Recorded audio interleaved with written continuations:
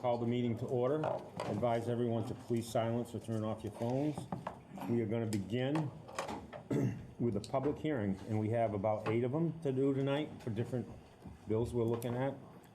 So you got to be quick and come up to the podium if you want to speak on these. The first one is ordinance number 9, 2019, providing for an amendment to Chapter 2, Administration of the Town Ordinances, by adding the attached Article Excess Billing for Services. Is there anybody who would like to speak on ordinance number 9, 2019? If not, we'll move on to ordinance 10, 2019. Providing for amendment to Chapter 5, Business of the Town Ordinances by adding the attached Article 8, Medical Marijuana. This is the second reading for ordinance number 10, 2019, and this is your chance to speak on ordinance number 10. If we're all set, we'll move on to ordinance number 11, 2019. Providing for an amendment to Chapter 14, Article 4 zoning districts by adding medical marijuana caregiver store, medical marijuana cultivation facility, medical marijuana dispensary, and medical marijuana testing facility as conditional uses in the mixed-use zoning district. Is there anybody wishing to speak on ordinance number 11, 2019? If not, we'll move on to ordinance number 12, 2019. Providing for an amendment to Chapter 14, Article 4, zoning districts by adding medical marijuana establishment as an allowable use in the industrial zoning district. Anybody wishing to speak on ordinance number 12, 2019 would come to the podium now. If not, we'll move on. Ordinance number 13, 2019. Providing for an amendment to the Winslow Code Book, Chapter 4, Building and Plumbing, Section 401, MUBEC, and NFPA 101, Life Safety Code by adding the underlined language and deleting the strike-through language in the attached section. Anybody wishing to speak on ordinance number 13?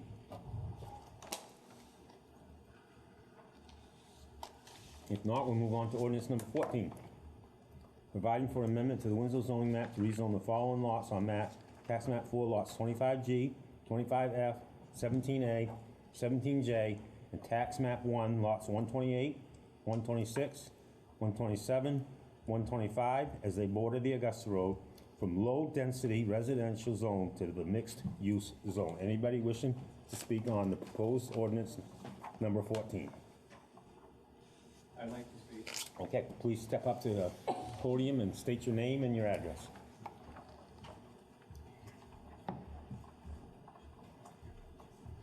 My name is Scott Bond. Our address is 631 Augusta Road in Winslow. And actually on the tax map, that's lot number 18 on map number 4.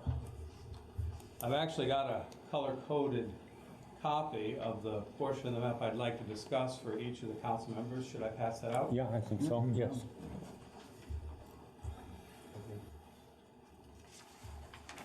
Thank you.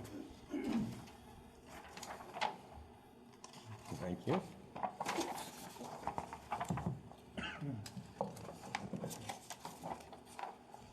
Thanks, Scott. Thank you.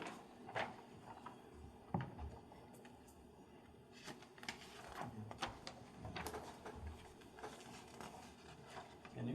No, I'd like to. Pardon, sir. Thank you.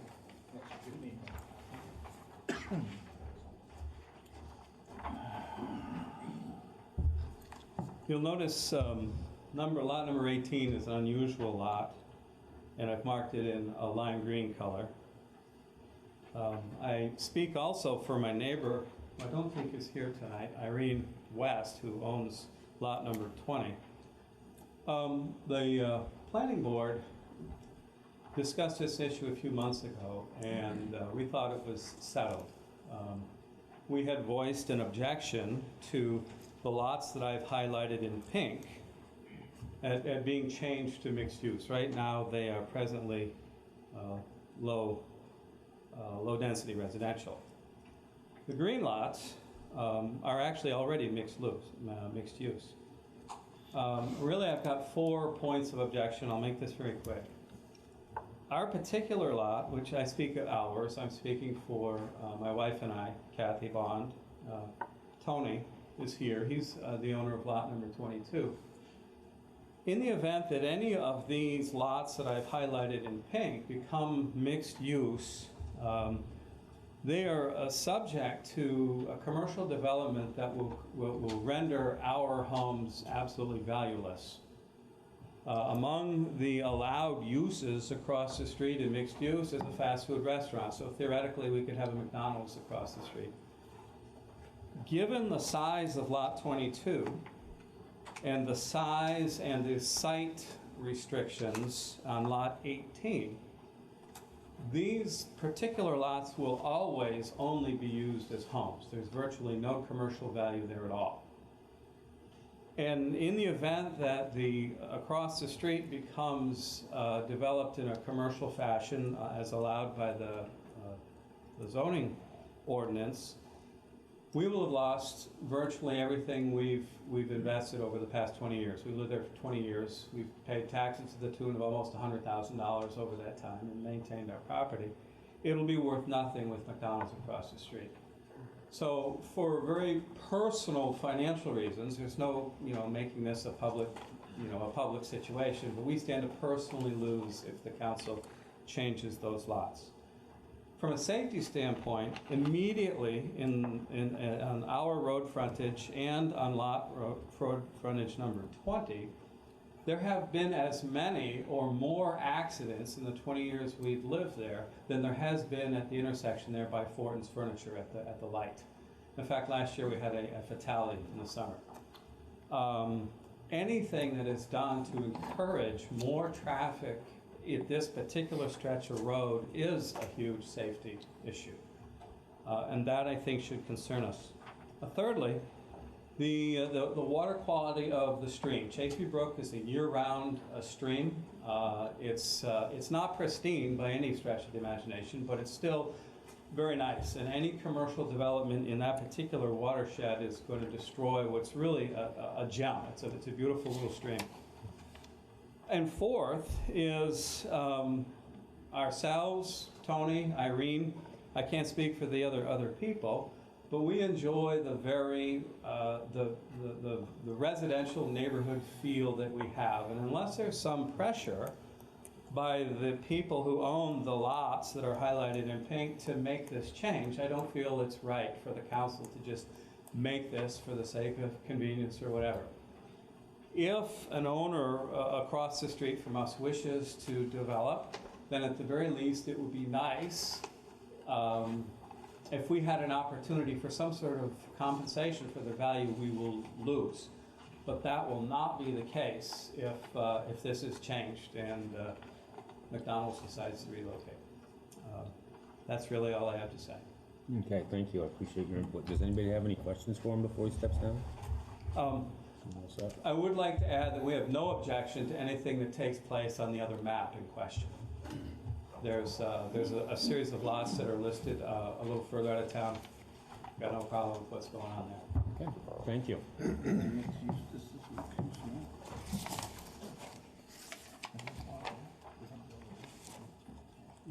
Is there anyone else wanting to speak on ordinance number 14? Go ahead.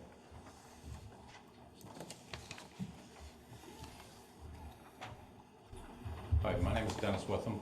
I live at 221 Cushman Road, and I haven't done nearly the research that Mr. Bond has, but came into this a little late. On the Cushman Road, that end of that parcel that is being questioned is much closer to low density. The way it's worded, they are asking to change it to conform with the other side of 201. The side that's in my backyard is low density, not anywhere near the Augusta Road. And for that reason, I would ask that this be looked at in a different way. Thank you. Appreciate it.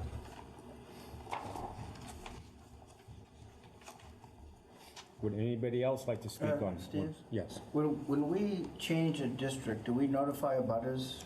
We did notify Mr. Witham, that's why he's here tonight. So we did, okay. Anybody else wishing to speak on ordinance number 14, 2019? Yes, go ahead.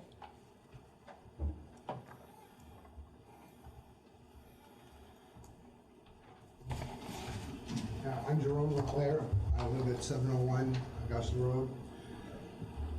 My thing to the council is to say that look at the nature of the area, be consistent. Do we want to get into spot zoning? Because that is going to affect whatever is developed in that area. It's going to affect your planning board and how they plan for the future of the town. My house is in the multi-use right now. I live right next to the cemetery, best neighbors you can have. But what I'm saying is that the nature from Carter Memorial all the way up, it's always been mixed use. On the low density side, there's more mixed use than there is on the mixed use side. Well, what I'd like to stress is for the council to be consistent. I don't think we should get into spot zoning. If somebody decides to develop through the planning board, there's restrictions that they can put on as needed for development. Thank you. Thank you.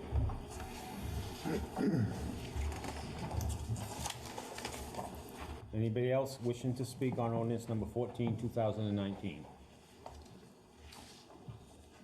If not, we're going to move on to the next one, which is order number 17, 2019, an order providing for an election to consider proposed amendments to the Winslow Town Charter.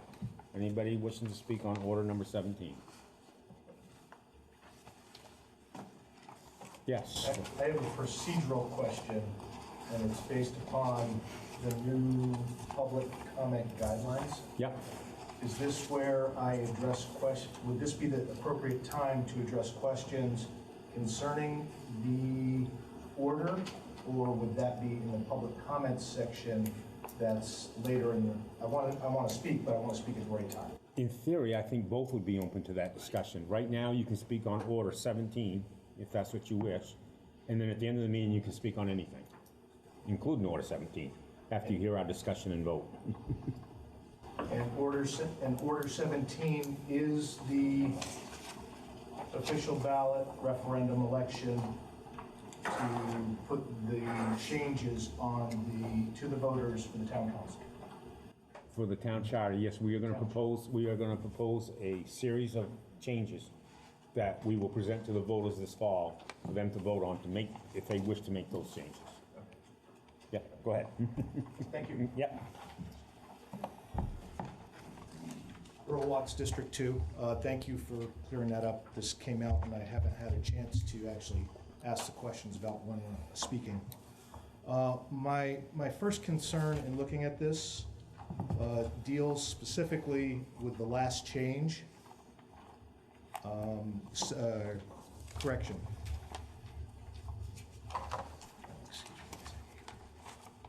Where it states that only the town council can approve or disapprove the use of town facilities, town land for political purposes. Saying that the town council is the only authorizing body to make that approval is an inherent conflict of interest.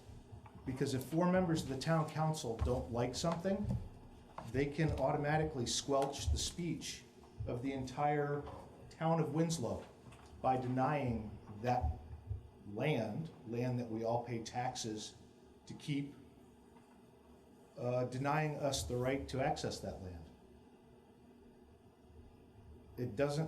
It's a conflict of interest from my point of view, for you to allow yourselves to vote on things that you wish to see in the public sphere or not see in the public sphere. That allows you to control the message that you as a town put out. And I don't think you should be involved in that. I think you should be involved in just administrating, not trying to guide the decision one way or the other. Thank you. Thank you, I appreciate that. Is there anybody else wishing to speak on order number 17, 2019? Yes, go ahead, Bill.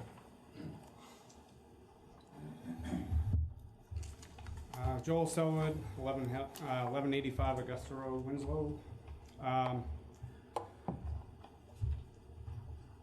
So I had a meeting with Mike and Steve Russell last week, I think it was, about some of these proposed charter changes.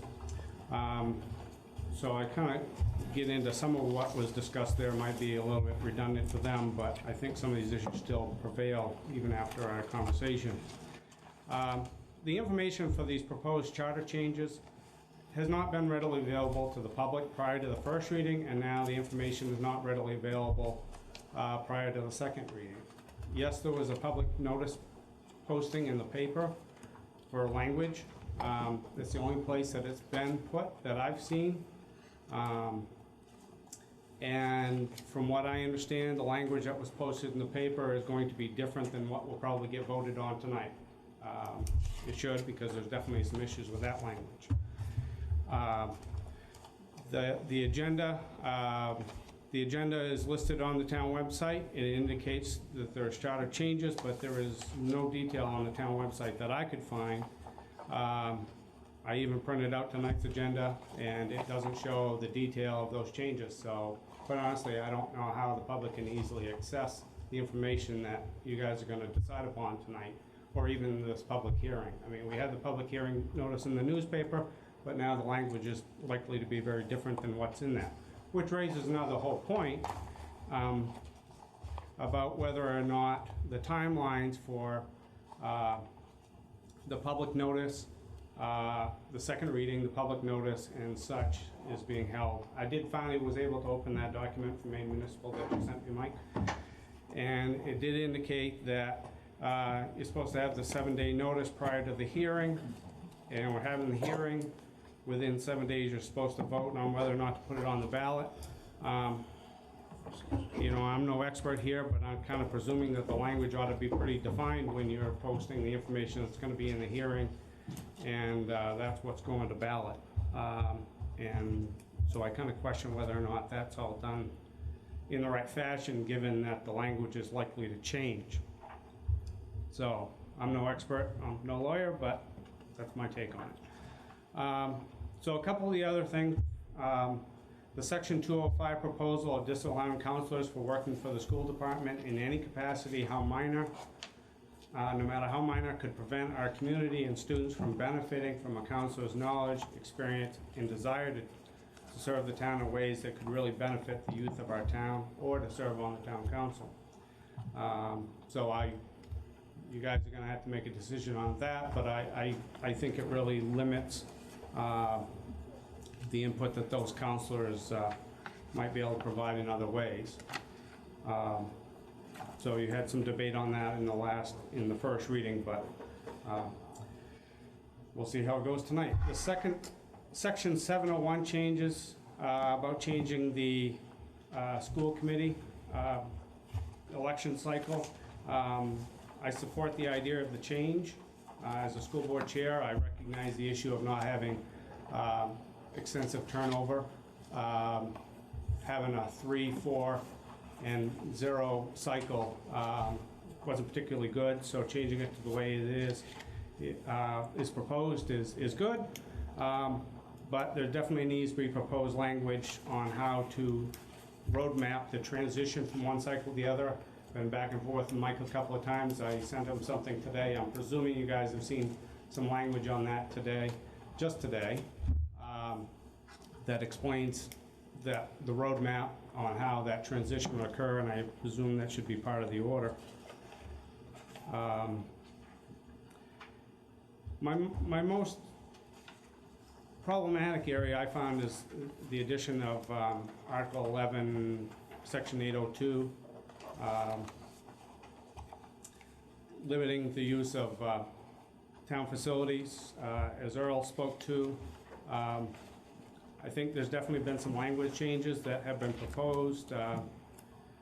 Superintendent Tivitot provided some language to clarify some things there and our ability as a school board to speak on the matters that affect the schools. It's our job to advocate for schools.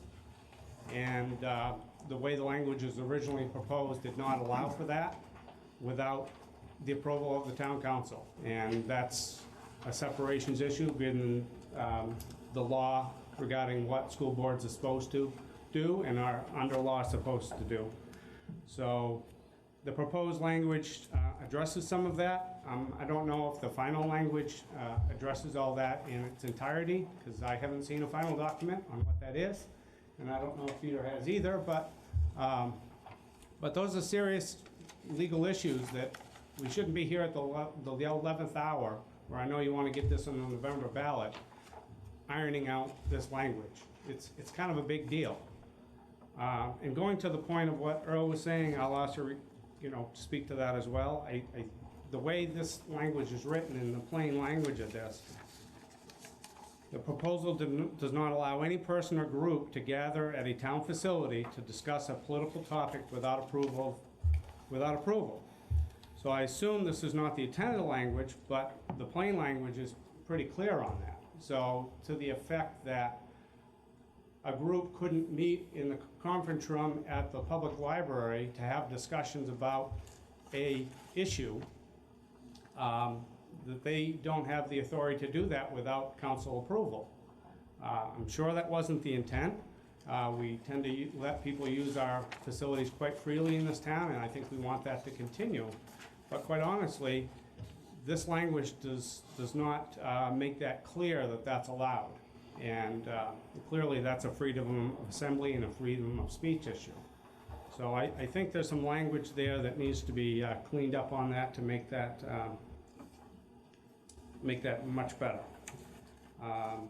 So I don't know if these will get discussed and you want more input later on some of this as you get to that agenda item. And I don't know what Peter has, whether he'll speak now or you'll want him to speak later, but this is a big deal, and I know there's a timeline to get it on the ballot, and but this has to be done right. This is our town charter, and right now I think with all the changes that have occurred within the last month, and particularly within the last week, and sorry I've been out of town for 4 days, so I'm kind of last minute getting some information back to Mike, but I think we can do better, and we should do better. Thank you. Thank you. Questions from anybody? Anybody have a question? Okay, thank you. Appreciate it, Joe. Anybody else wishing to speak on the proposed order number 17, 2019? Now is the time. Go ahead.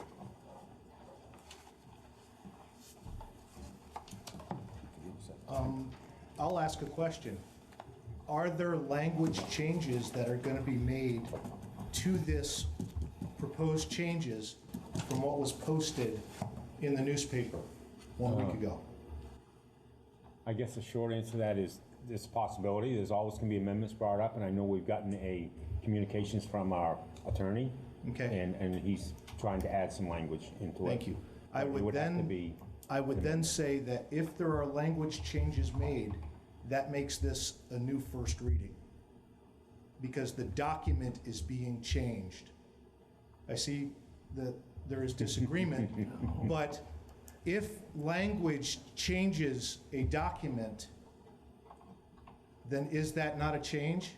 And if that's not a change, or if that is a change, how can it be the second reading of something that's different from the first? Because we were given information that we didn't have at the first reading, so we make changes through amendments to the second reading. If we have a public hearing and people make objections, we may take those objections into consideration, and someone might propose an amendment. We don't know that until it comes to the floor. Would it then follow that you would then put out to the public the amendments so they could look at those amendments and determine if they had comments for the next meeting?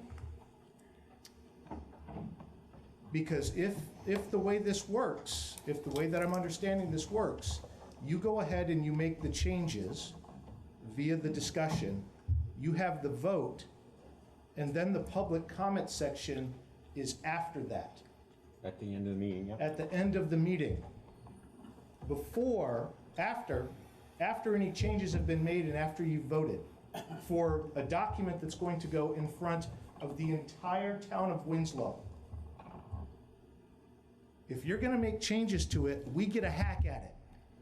That's the way participatory democracy works. If you're gonna take this the way that it is and not change a damn thing, pardon my language, not change a darn thing, then obviously, no. You put it out there, 7 days, everybody's got the shot, this is their chance to talk. But if you change something on there, I want to get a chance to read it and comment on it. And I can't do that if you take a vote tonight by saying it's a second reading. I want to contribute to this, and that's the only way that I can. Go ahead, please. I'm trying to find my words, the right words, maybe you have them.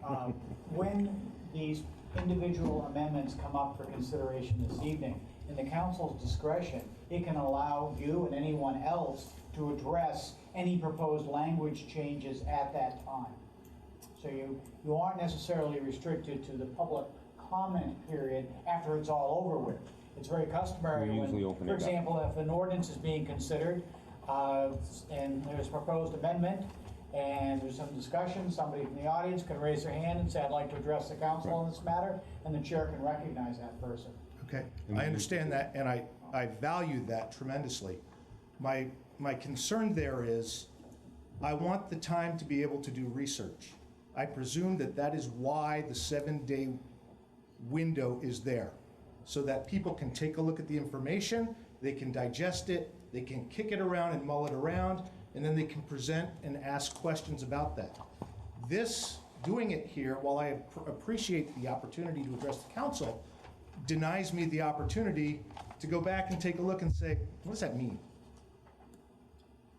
It's the difference of a comma. A comma in the word your changes it from you are to your. That is significant. As a teacher, I teach that language is specific and it means things. I want my 7 days to look at this if it's changed. Thank you. Thank you, appreciate it. Any other further discussion on order number 17, 2019? Do you want to hear from the public, Ben, or do you want to say something? Yeah, go ahead, Okay, go ahead. I want to go back to what you said, Bill, so there will be an opportunity to discuss potential language changes later on this evening. Generally speaking, we have a pretty open format, and we, if people want to talk about what the language that we're going to be using in the final language, yes, we generally will. I'll make sure of it tonight, especially. But usually we do. Because I would like an opportunity to speak on whatever language is going to end up being Okay, proposed. okay. It's now. No, you can wait if you like. We can see what we're coming up with. Again, I'm not sure what the final document's going to look like, because we haven't had it on the table to discuss it for the second reading. Go ahead. Yeah, Steve, Mr. Chairman, has the language in this changed since we read this a month ago? Technically, no. There's been no proposed amendments to the current one. Okay, so really, the words that are in here are what was out there for the availability to look around, which is well over 7 days, a month ago, for people to access and get hold of. Right. And without changes. Yeah. Okay. At this point in time, it's the original document is going to be put on the table. Yes. Have to be brief this time. But changes that are made tonight do not get that same 7-day vetting period. I suppose technically Changes that's that the you case, make but- tonight do not get a public 7-day vetting period. No, but any changes we make generally is because of the vetting process and the fact that people came to us and said, we think you ought to change this. So it's then we good change enough it. to do it once but not twice? And I'm trying to be brief, but if you're gonna change some significant wording, let the people have a look at it for 7 days. Okay, appreciate your Thank input. Thank you. Yep. Anybody else wishing to speak on order number 17? Now is the time. If not, I'm gonna close the public hearing portion of the meeting, continue with the regular business. We'll begin with a roll call. Ray Karen. Here. Ken Fletcher. Here. Jerry Clarion. Here. Ben Twitchell. Steve Russell. Yes. And Patricia West is absent. Pledge of Guess I'm not here either. I did say Jeff, didn't I? Oh, I that was did. right. Yeah, sorry.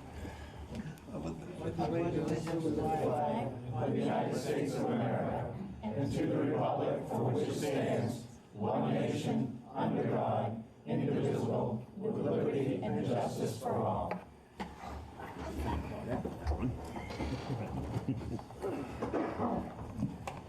Okay. Entertain a motion to approve the minutes from August 12th. So move. Moved and seconded, open for discussion, any additions, corrections? If not, all in favor, please raise your right hand. Opposed, same sign, passed unanimous. Move on to reports of committees and commissions. We'll begin with the town manager's report. Mr. Chairman, I don't have anything to comment on my report because the items in here we're going to talk about a little bit later. Any questions for the town managers? If not, we'll move on to department reports, finance committee report, financial report. Does anybody wish to discuss any of those? And if not, I'll entertain a motion to accept all the reports as given. Moved and seconded, all in favor, please raise your right hand. All same sign. Passed unanimous. We'll begin with the old business. Ordinance number 9, 2019, providing for amendment to Chapter 2 Administration of Town Ordinances by adding the attached Article XS Billing for Services. What is your pleasure? So move. Second. Moved and seconded, open for discussion. Yeah, Mr. Chairman, if I may, I did hear back from the third-party billing company, and they reviewed the wording in the ordinance, and they're recommending that one sentence be removed because they say that the existence of the sentence will result in basically decline by the insurance company. And that sentence is, no Winslow resident shall be responsible for any denied or reduced amount of payment for any claim made on behalf of the town. We can actually address that in the agreement with the billing company. So we can have that stipulated in the billing. So the recommendation is that sentence gets deleted from the ordinance.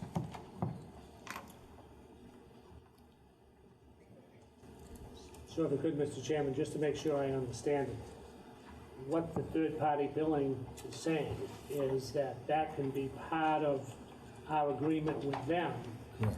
but it does not necessarily serve the purpose to be in the ordinance. Correct. Okay.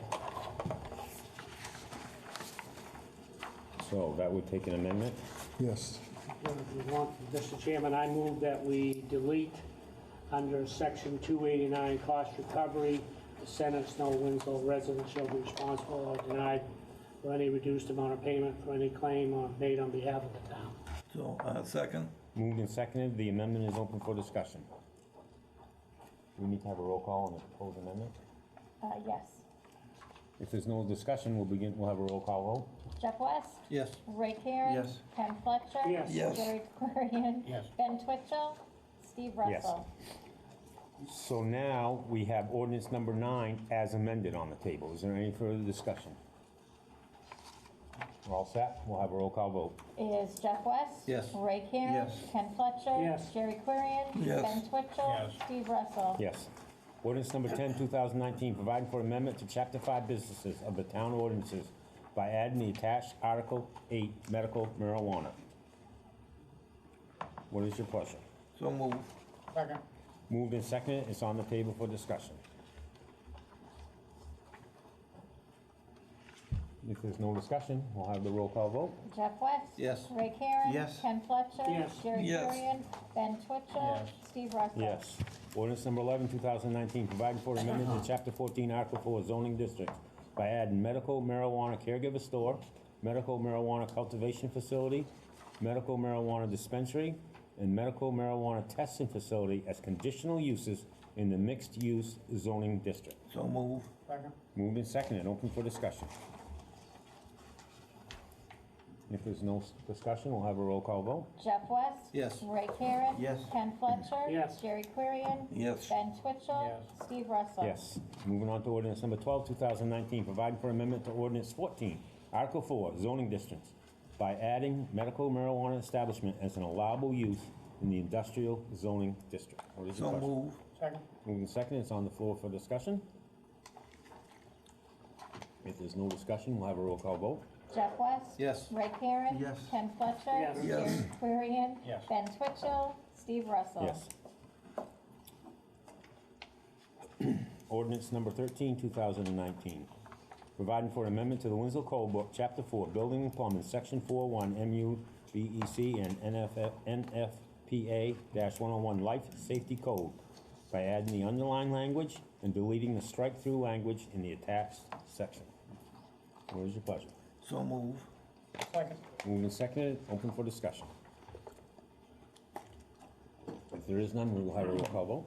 Jeff West? Yes. Ray Karen? Yes. Ken Fletcher? Yes. Jerry Querian? Yes. Ben Twitchell? Yes. Steve Russell? Yes. Ordinance number 14, 2019, providing for an amendment to the Winslow zoning map to rezone the following lots on tax map 4, lots 25G, 25F, 17A, 17J, and tax map 1, lots 128, 126, 127, 125, as they border the Augusta Road from the low-density residential zone to the mixed-use zone.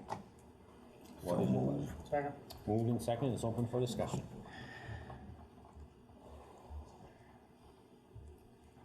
If there's no discussion, we'll take a vote. Jeff West? Yes. Ray Karen? Yes. Ken Fletcher? Yes. Jerry Querian? Yes. Ben Twitchell? Yes. Steve Russell? Yes. Order number 17, 2019. An order providing for an election to consider proposed amendments to the Winslow Town Charter. So moved. Is there a second? Second. Moved and seconded, it's on the table for discussion. Is it Jeff that second? I think it's I right. did. Right, thank you. Yeah, Mr. Chairman, if I may, so on your desk when you came in this evening is a document that's dated 9/9/2019, and it is some suggested language changes that came from the school department. So section 1109, as you can see, the proposed language, and I've highlighted that in yellow. And then section 8025, the additional language I highlighted in yellow. And then in 701, the added language at the bottom, highlighted in yellow, takes into account the 2 at-large positions in the school department, or school board. And Bill, I had emailed you that language, but I didn't hear back from you, so I don't know if you have any. You talking I about have not, I did not have a chance to look at it. Okay. There were a number of things going on with language here today. I have not had a chance to look at this since you and I had a discussion about Okay. it. You're talking about section 701 only? Yes. 701. Yeah. And that is the way to switch it over to even them out, right? That's Yes. that's just the language that Joel spoke about as the quote-unquote roadmap, right? Correct. Okay. You know, if I could, Mr. Chairman, I can remember looking at an original charter, and that was the type of language that the town had been, the town changed, and we split up the zones and so forth. So that's pretty consistent with that, isn't it? Yes, yes. Yes. You know, if I could, Yeah, go ahead. allow me, if we go to section 1109, those changes are what we have agreed upon, but have come to alignment with the school. Is that correct, Mike? That's correct, yes. Have you seen them, school? I'm assuming we're talking about, because I don't see your document, but I had the most recent one from our. Yep, It's the same. yes. Would this be a good time to explain why? Sure. Yes, if you'd like to, please come up to the podium. Can we have a copy of that we can see? The one with the yellow? Yeah, Yes. that's what he needs. Maybe let's print a couple extra next time. Like that, so we can know.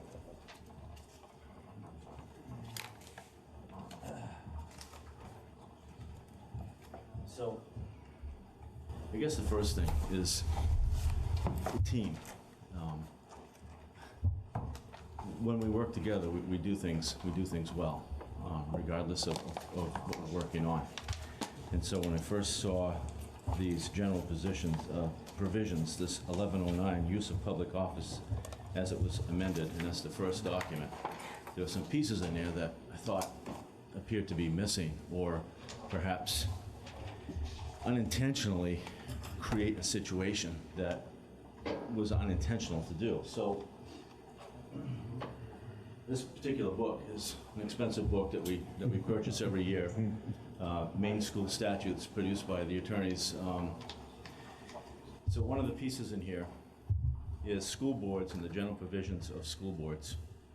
And one of the duties of the boards, number 4, says no prohibition or use of political activity. The use of school buildings may not be denied to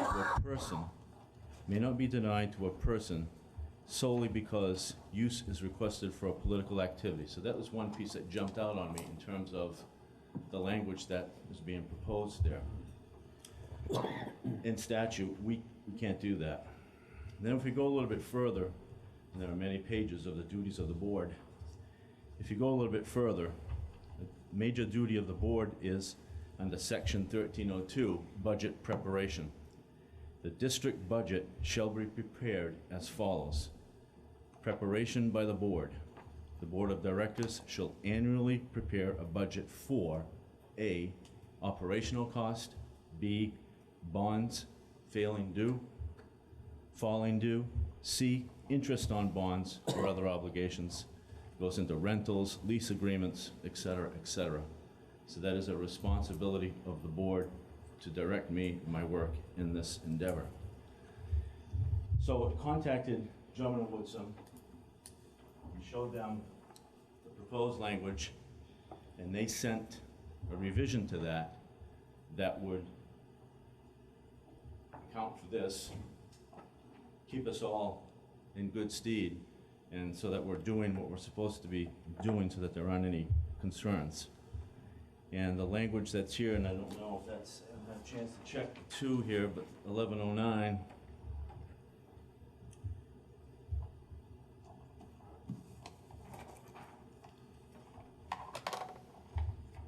It looks like it. Quick change. If you have this in front of you, I'll read it to you and you'll see what the change is. No elective official, nor any person appointed to or employed by the town or Department of Education, and they use that for consistency throughout, may use or authorize the use of any town or education funds or facilities, directly or indirectly, for the purpose of assisting a campaign for election of any person to any office or for the promotion of or opposition to any ballot question. Town and education facilities include, but are not limited to, the use of stationery, postage, machines, equipment, vehicles, and office space, and the use of employees of the town or Department of Education during working hours. Here's the part where it ties in the statute. Notwithstanding the above, under the doctrine of government speech, the town council or school committee, by vote, may authorize the use of town or education funds or facilities for promotion of or opposition to any ballot question. This is the language being proposed, suggested by the attorneys, to comply with statute and make sure that we are working together as a town and school district. So if I may, Mr. Chairman. Yes. Thank you, Peter. So as far as alignment with, the school committee, the school department, and the book, that language would take care of that. That's what I'm hearing you say? Yes. Okay. Yes. So principally, what we've done, and this may have been our error, that we we were thinking of the town, we didn't think of the school committee per se, so what this has done is improve that by bringing in the school committee as a entity, rather than just think of the town as the entity, Right. if I'm understanding. It also follows statute. Right, Yeah. it follows statute, so we're in alignment with the statute. Correct. Thank you. Any questions? Well, you know, if we're working on that, let's go to section 802, and if I'm understanding this right, Peter, and maybe you've seen this as well, this is preparation and submission of the budget. You know, that we had a lot of language within 30 days, da-da-da, but what is being suggested is that the annual budget for the Department of Education as approved by the town council is subject to referendum approval in accordance with the applicable statutes. Yeah, my understanding as to why we need to change that is the statutes might change. So rather than us having to change the charter every time the state statute changes, all this is doing is saying we will comply with the statutes. And I ran that by Drummond Woodsum as well, and they did have, totally agree, you should take the statute out of there, because if things change, then you're gonna change your charter. But they did have language to address that, and I don't have that copy with me. I don't know if you might have it, Mike, because I did share Yeah, it it's with in- you when I was it's at in that here. meeting. It's in here, it's what, It's the yellow in the second paragraph, in the second. Look at the bottom of that paragraph. Is that what you had proposed? Yes, but basically we're striking 802 and replacing it with that one line. Right, but what I'm saying is that there was some language proposed by Drummond as well on that I had on that first piece of paper when we met the other day. I just don't have it with me tonight. okay, I took that language and that's what's in here. So here's the language, let me read it. The annual budget for the Department of Education as approved by the town council is subject to referendum approval in accordance with applicable Right, statutes. That was the language. That would take care of it. Yep, okay. And then the last one, I think we're all clear on the 701, right? Right. The how to stagger them, right? Have you seen that, Peter and Joel? That- Joel? That I saw language? Mike's email today, I presume that's what's in front of you, but I haven't seen it. It's a yellow on the bottom paragraph, and it talks about the roadmap you mentioned for how to do it. For how to change it. That has not been vetted by anyone, that's significant. Yeah, I mean, That's how we used it in the past, as Ken said, when we changed it our. makes sense, I mean, I don't know the legalese behind it, and, you know, whether the legal language, you know, it's good legal language, but it spells out a roadmap that was lacking prior. Yeah, that's, okay. And, you know, if it could, Mr. Chairman, this would apply just to the first election, Right. right? So, you know what I mean, it's kind of like the transition step. Right. Yes. So, and this is what was in the town charter back when that was put in place, not for the school. Right, you had similar language for the council. council. back- Way That's back right. then, which is some of the language you're striking in these changes. That's right, Yeah, yeah. because that's been done, so in this case, we needed to add some language there that talks about that transition, and it's called the first election after adoption. So 5 years from now, you can strike this language. That's right. I did have, you know, another question on the section 1109. When you get back to that, I'm not sure if you've moved on to that. Well, I guess now would be the time to address it. Pretty soon, we're gonna ask for amendments. Okay. So if you want to, if you have another issue. Just seeing this document that you handed Peter, I still think it creates an issue for the town. I mean, I think from the school department's standpoint, you know, by law, we can't disallow the use of facilities, so we won't be doing that. But I think from a town standpoint, I still think there's an issue with the language, that it only can be such use of town land, facilities, whatever, can only be used by vote of the council. I think that is an issue from a freedom of assembly standpoint, that a group of people can't gather in the town gazebo next door here and have a discussion about a question without getting prior approval. That's the way I read it. No, yeah, go ahead. Okay. First of all, this applies to employees essentially, and it applies during working hours. So that, and it doesn't apply to a group of citizens who want to meet under the gazebo, at any time during the day. And it doesn't apply to employees who might want to meet at the gazebo when they're done working for the day. And if somebody wants to have a meeting here, a group of citizens want to meet and use a town facility during the evening, they can do that as well. This is a restriction on the people who are paid by the taxpayers of this community from engaging in certain activities during work hours. You have to look at the whole thing there. Well, I agree with you wholeheartedly that that was your intent, but that's not quite the way I see the language. Well, where does it not say that? I guess, because I mean, believe this has gone through a number of drafts over a period of time because there are all sorts of First Amendment issues here.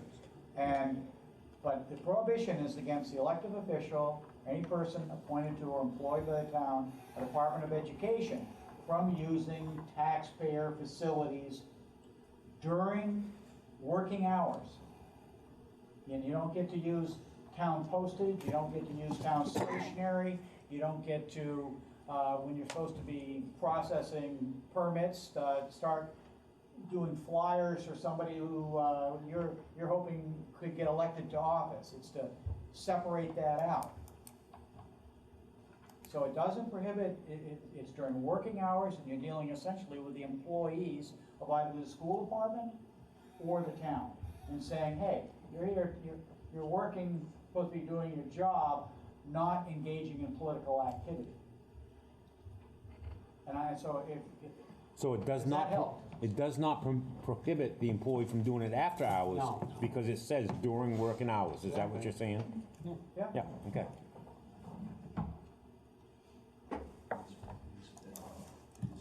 Does that clear it up any, Joel?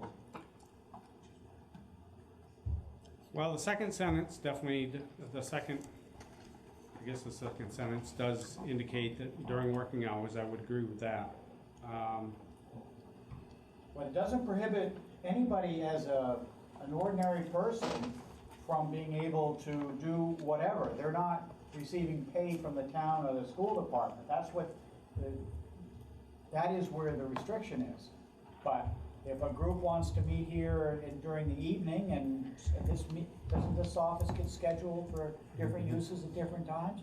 If people want to meet here and they are, you pick their purpose, they want to see a peaceful earth or something. So they're going to have a meeting here.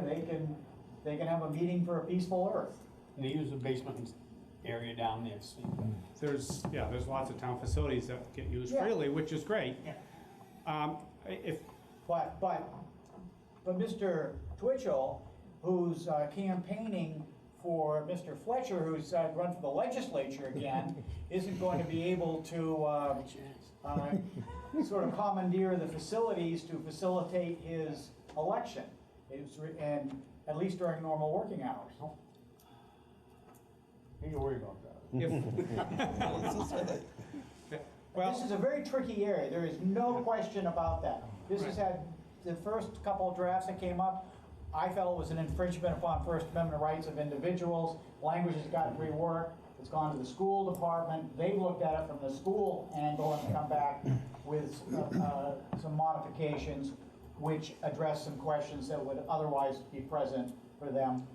But this isn't preventing the citizens from using town property at any time. It's a restriction on employees from during the working hours from doing other things than the work they're being paid to do. That's the purpose, if I understand it. It's not the old Hatch Act that will not allow employees to participate or use facilities even when they weren't working. That's at the federal level. That was at the federal level. And there's sort of a mini Hatch Act at the state level, and there's Yeah. nothing at the municipal level regarding that. And this is a very narrow version, because it doesn't cover anything nearly as broadly as the Hatch Act. It's the idea of town facilities being used for other than work purposes, During working hours. during working hours. Well, I'm no expert, I'm no lawyer, so I'm presuming that this discussion is documented, so that if a question ever comes up later of what the intent of this language is, that this discussion is documented, so that there's no question what the intent of the language is probably a wise thing, if this language is gonna stay as is. I guess that's where I'll leave it. Okay, thank you.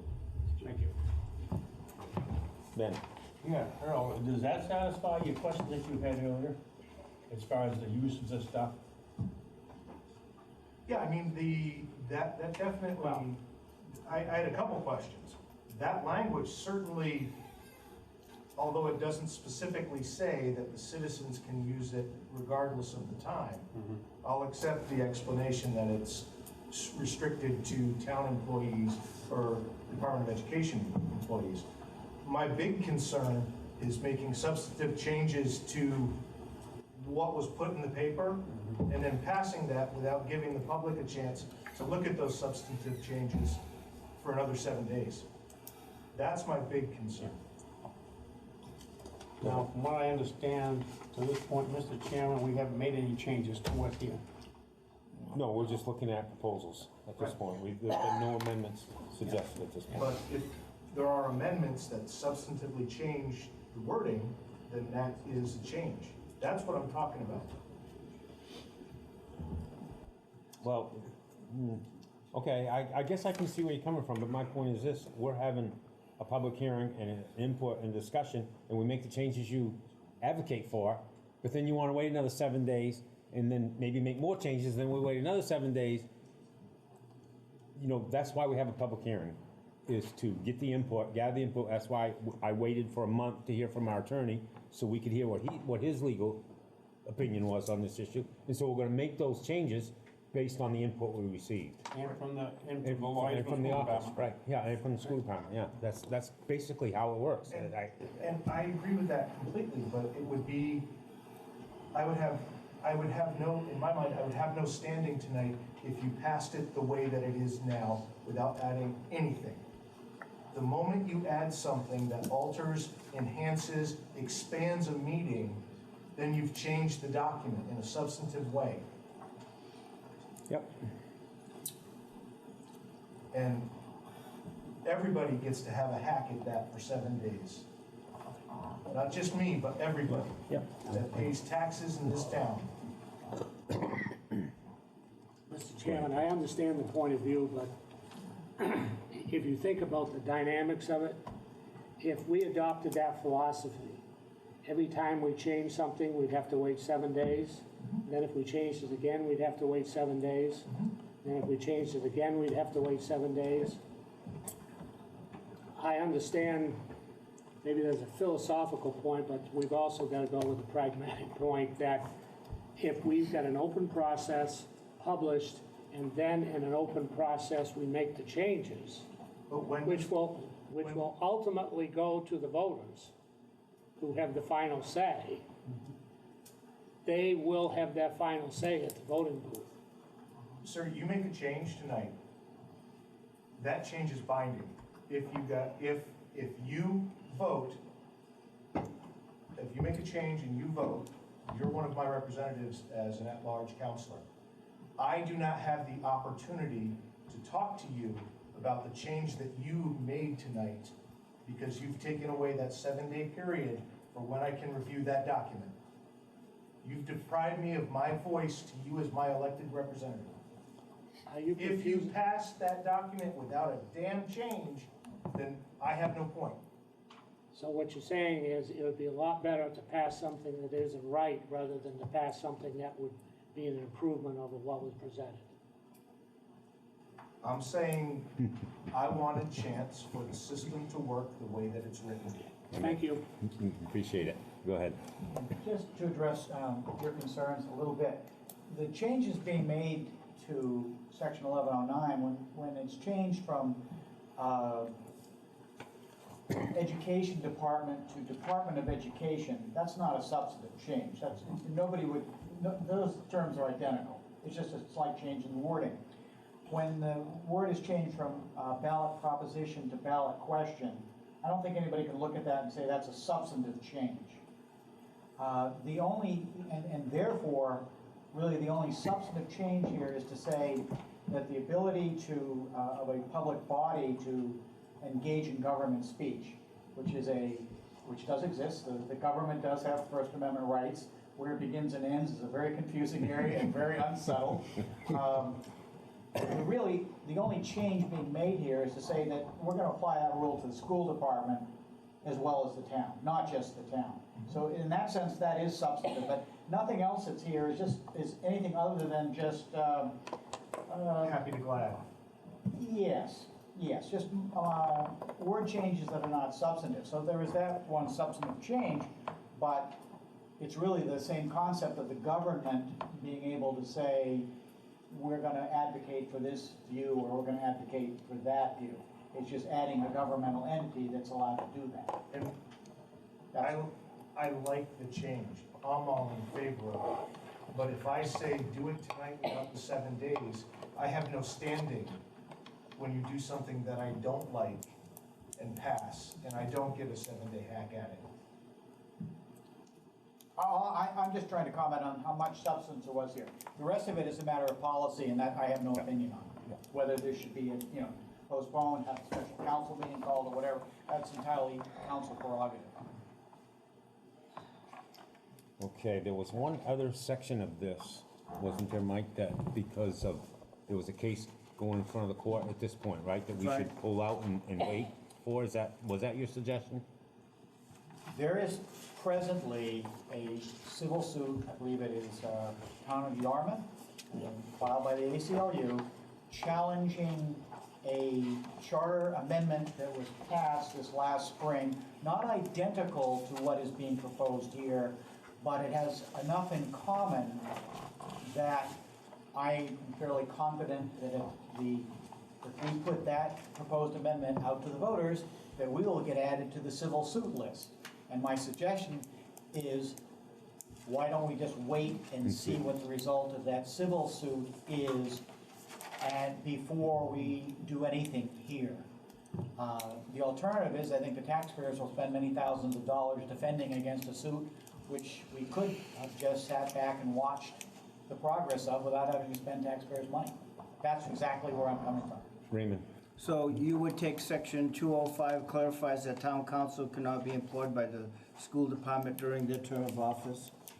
You would wait to see what the ACLU says on that? Well, I don't care what the ACLU says. We have the result of the suit Right, result of the involving suit. the ACLU. Right, Yes. right, okay. And I want to just clarify one thing right now is, right now, I am a junior high girls soccer coach, so I am technically employed by the school department in a contract type basis. So I have been for the last, on and off for the last 3 decades. So you know, and if I might add, and that there's other people on the council in the past that have been reserve police officers, they've been bus drivers, they've been different things. Substitute teachers? We're a community of 8,000 people.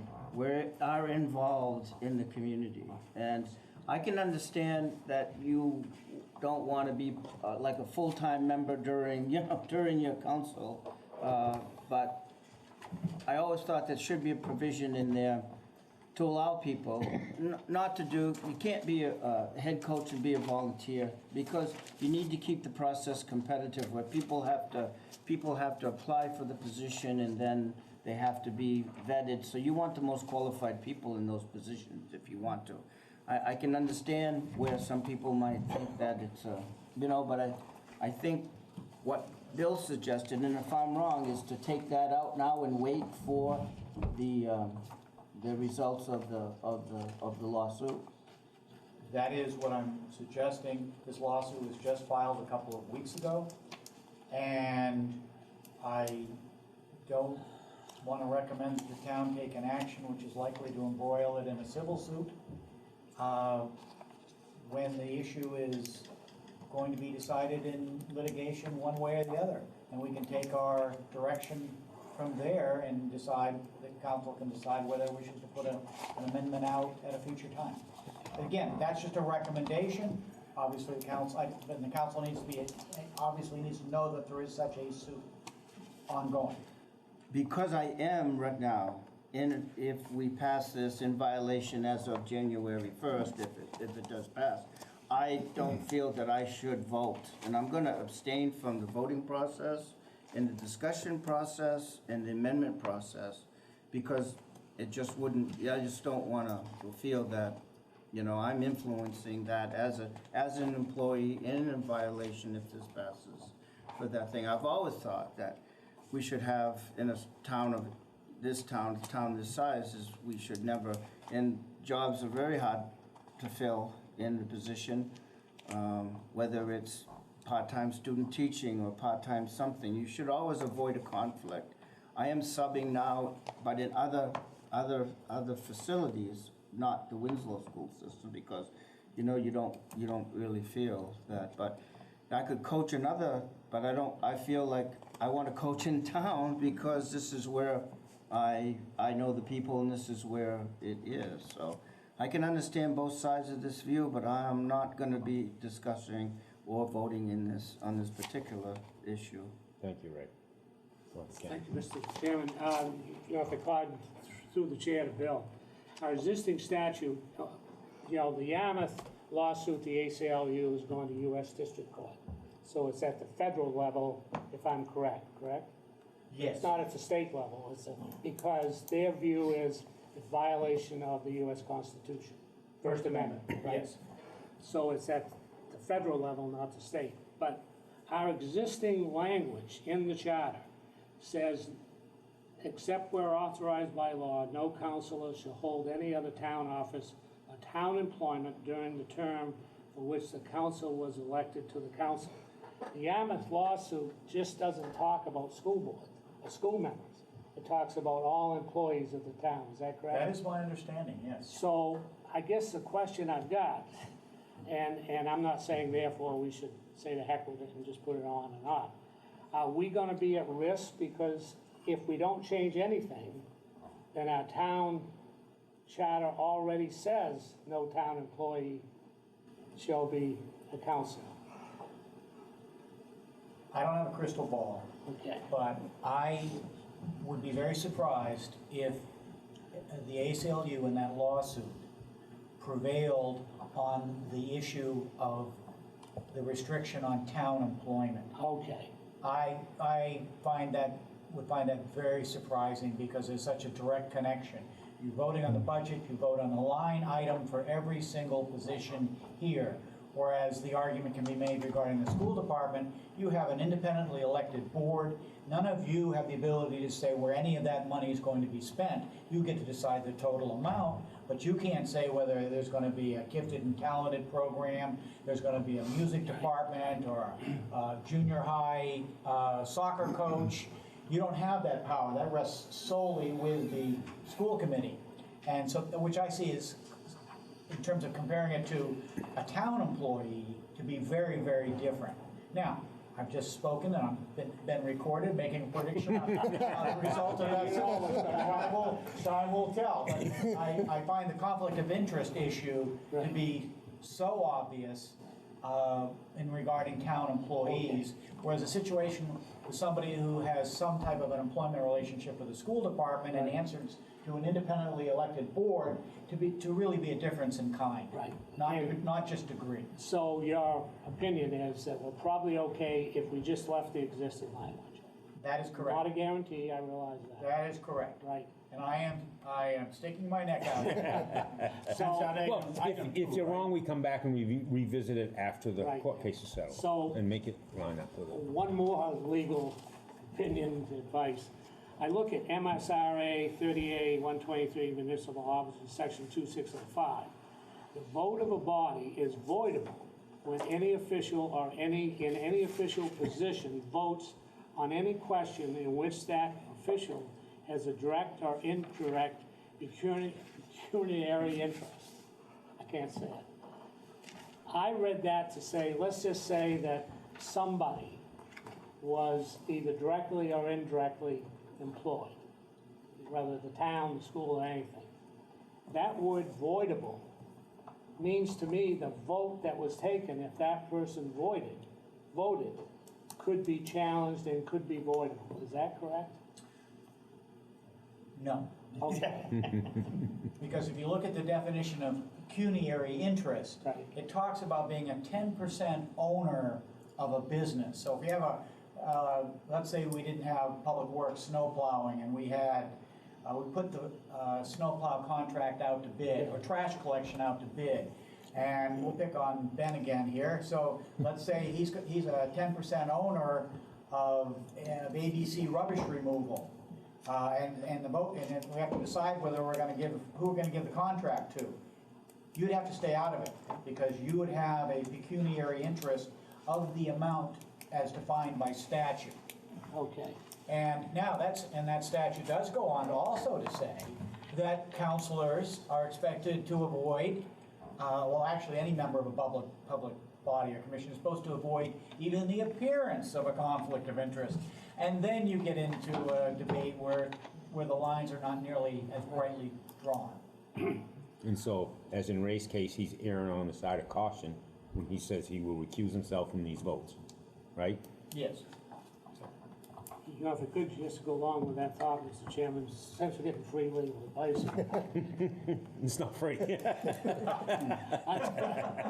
Under section 4, direct or indirect pecuniary interest, the second paragraph says, the official's disclosure and otherwise attempt, the official's disclosure of a notice of abstention from taking part in a decision in which official has an interest shall be recorded with the clerk or secretary of the municipality. So what I read that to mean is, let's just say that there was some question, and we'll use Ray as an example.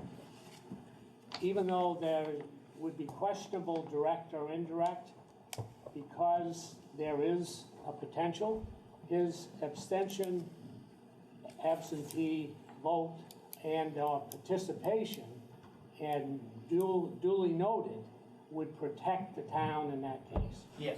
Okay, so down the road in the future, depending on what it was, any counselor could make that determination to say, oh boy, I don't feel good about this. On this particular vote, on this particular issue, I'm going to abstain and not participate in the discussion so that it could never be challenged, and that would be done. That is correct, and Mr. Fletcher also has a very good point when you say not only the vote, but the discussion, because we all know discussion can actually be more influential. You only have one vote, but if you are a powerful speaker, you might actually bring several people over to your viewpoint. So when you abstain not only from the vote, but from the discussion. And there are some people who take the view that when it comes up, you should leave your seat and go out to the audience. Right. That is not legally required. But, Some people do that. I'm not suggesting that you do that here, Ray. But you can sit there, but some people Well, I take was it. thinking about that. Sometimes Okay. it's better. Thank you, Bill. Sure. One of the Go ahead. things that I do want to is because, you know, I have been mentioned here, I want to make sure that all contracts are very public information. So if anybody ever wants to know what I make as a junior high soccer coach, I give permission for anybody to come in and they can talk to Mike. This is the contract that I signed, and they can talk to Mike, and then they can go over, I've talked to Jim Burgoyne, obviously, in the past about formulas and how they calculate pays, and I would want to make sure that's all public knowledge. And anything that's done with the school or anything, any salary in the town is all public knowledge and should be at anybody's request to take a look and do that. Obviously, the school department, the integrity, we would, you know, why would anybody do that when they know it's public information? You know what I mean? I just want to make sure that that's perfectly clear too. And I think are you guys voting on this right now too? Pretty soon. I'm about I'm to just gonna- sort of call the question if people are done discussing it. Oh, thank you. Okay, go ahead, Ben. Yeah, I feel the same way as Ray. I mean, I was a contractor, I maintained helped put in and maintain the phone system, the Winslow school system, for about 8 years. I was considered a contractor more than an employee of the town, although there was X amount of money put into the school budget each year to maintain the phone system. And some of that I got because I was doing the work. School bus issue, I drove full-time for Vassarboro, but I feel the same way as Ray. I drove part-time for Winslow after I retired from Vassarboro. So I feel the same way as him as far as how I could vote on this. So I'm gonna recuse myself on this one. Well, you're not currently employed, so I'm not sure you have to. No, but if I wanted to go back and go to drive a bus tomorrow, Yep. I would be. Yep, okay. I hope that leaves us enough of a, that means 3 voters aren't gonna be voting. That means 3 people won't be voting on this. It's 4 enough. Yeah. So, where we are at right now is the original proposal is on the table, and it looks like we need 4 amendments, and I don't know if this one can be done once as one amendment, or we amend each section, so that's 3, and then pull that one section up. Just do it once. Okay. So I'll entertain proposed amendments. So move on 1109. Want me to read the whole thing? No. Use of public office, municipal funds, or facilities in campaign prohibition. No. Just go with the highlighted changes. Department, education, question and education, department, under the doctrine of government speech, or school committee, or education, or facilities, question. Okay, so that is your motion, and then do you want to continue and do the other ones too? Well, all as one? Just one. Okay, so we need a second on that motion for section 1109. Who did the second? I did. Okay. So we've moved and seconded section 1109. Any discussion for the amendments to that section? Mr. Chairman? Would it be helpful for members of the public to have the whole, that whole section read as it will read if the amendment is proposed? I think it's hard for the public To do, to yeah. understand. This Unless they had a word's copy of changed, that this, word's yeah. changed when it's done by itself. So the Okay, whole so the thing- proposed amendment will be to change 1109 to no elected official, nor any person appointed or employed by the town or Department of Education may use or authorize the use of any town or education funds or facilities directly or indirectly for the purpose of assisting a campaign for election of any any person to any office or for the promotion or opposition to any ballot question. Town and education facilities include, but are not limited to, the use of stationery, postage, machines, equipment, vehicles, and office space, and the use of employees of the town Department of Education during working hours. Notwithstanding the above, under doctrine of government free speech, the town council or school committee by vote may authorize the use of town or education funds or facilities for promotion of or opposition to any ballot question. That's how the new section will read as the proposed amendment. And so is there any discussion on that? On the amendment. On the amendment? If not, we'll have a roll call vote on the first amendment. Jeff West? Yes. Ray Kieran is going to abstain. Ken Fletcher? Yes. Jerry Kurian? Yes. Ben will abstain. Steve? Yes. So that's going to pass 4-0. Okay, now proposed amendment to section 802. If you Go want, ahead, Mr. Jim. Chairman, I propose to amend section 802, preparation and submission of budget, item number 5, by striking within 30 days through the next 6 lines and substituting the annual budget for the Department of Education as approved by the town council is subject to referendum approval in accordance with applicable statutes. Is there a second? Second. Second, and now that proposed amendment is on the table. Is there any discussion? If not, we'll have a roll call vote. Jeff West? Yes. Ray Kieran abstain. Ken Fletcher? Yes. Jerry Kurian? Yes. Steve Russell? Yes. And Ben will abstain. So that's 4-0. Okay, now section 701. Does someone like to propose an amendment to that? Yes. Well, I ought to let Jeff approach the amendment. If you Go right ahead. Okay. However, at the first election after the adoption of this amendment, the at-large members whose term expires shall be up for election for a one-year term and then for a three-year term thereafter. At the third election after the adoption of this amendment, at-large members whose term expires shall be up for election for a two-year term and then for a three-year term thereafter. The first election under this amendment, if ratified, shall be the election in the fall of 2020. Is there a second? Second? So the change in language has been opposed to be amended, section 701. Is there any discussion? Mr. Chairman? Actually, aren't we amending, starting with the sentence before the highlighted language in yellow, where we're stating that they are three-year terms? Or was that, I don't think that language was it in the chart? That's where it ended. Yeah, that right before that was where that proposed amendment ended. Well, to be, That was changed in the charter. so to be clear, we have this highlighted language, which is a change to the proposed change. And I'm just trying to make sure we're clear on We did the add, total amount of language that we are proposing to change. right. Yeah, so we've added, for the most part, just about everything before that. Okay, so in the first reading, the language which is not highlighted in yellow was already included. Yes. Yes. And then the highlighted in yellow is what is being added without the deletion of anything To that. with this amendment. Yes. Okay, thank you. I Yep. just wanted to make Yep. sure we weren't. Is there any going further on something and discussion? not be complete. Any further discussion on the proposed amendment? If not, we'll have a roll call vote on the proposed amendment. Jeff West, Yes. Ken Fletcher. Yes. Jerry Clarion. Yes. Steve Russell. Yes.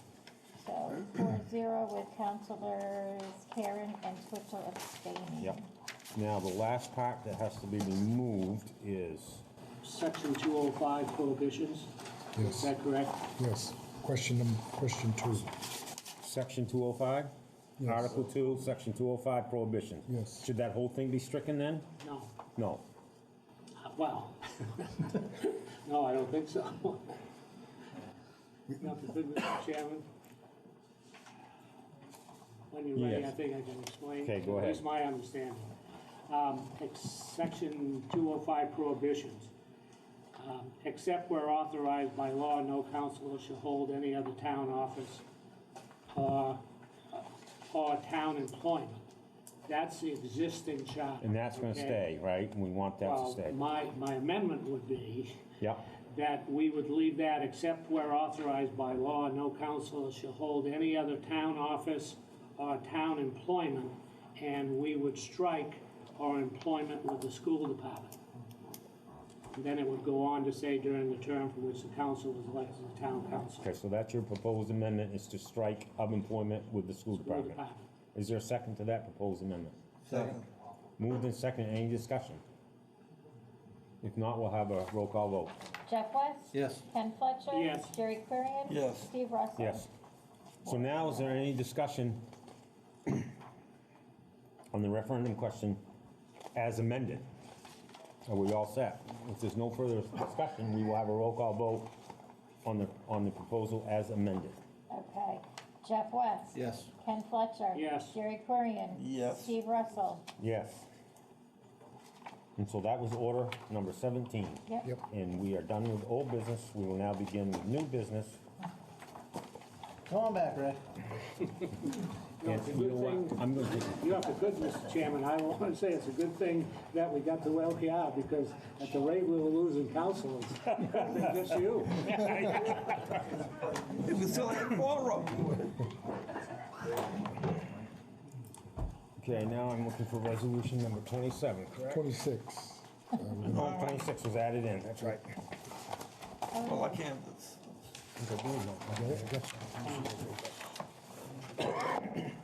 Resolution number 26, 2019.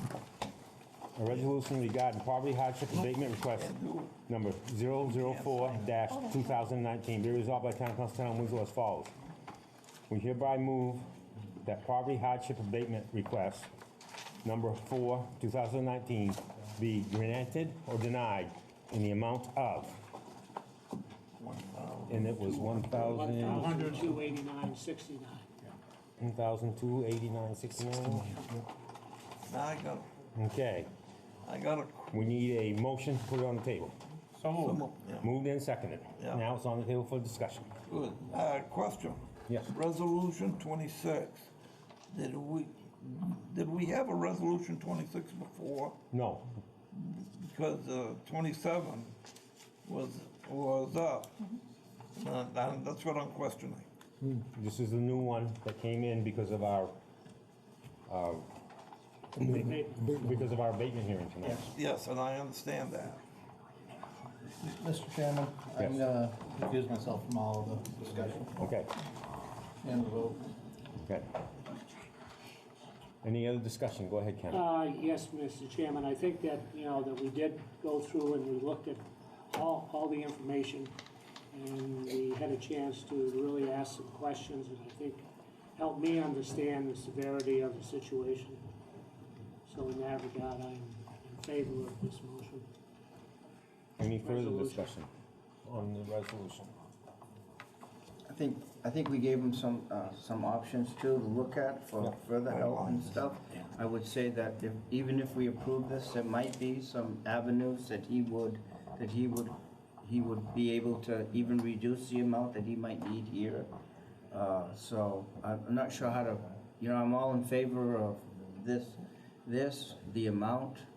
Could it be on contingents that all other things fail or other sources of tax abatement fails? Or would we just forgive this as right now and? Yeah, I think that's more for him to worry on next year. Yes. Okay, That's okay, for next year? Mr. Chairman, I think that's going That's forward. ongoing. Okay, okay, Yeah. okay, I just need to clarify that. Yeah. Yep, Yeah. sure, I'm all set. Yeah. Okay, does that require a roll call vote? No. This is shorthand, so all councils in favor of resolution number 26, please raise your right hand. Opposed, same sign, abstain, abstentions, and there's one. Okay, that's yours. Thank you, sir. What have I got? Three more, right? See if I can find them. We'll go to 27. I think it was 27, right?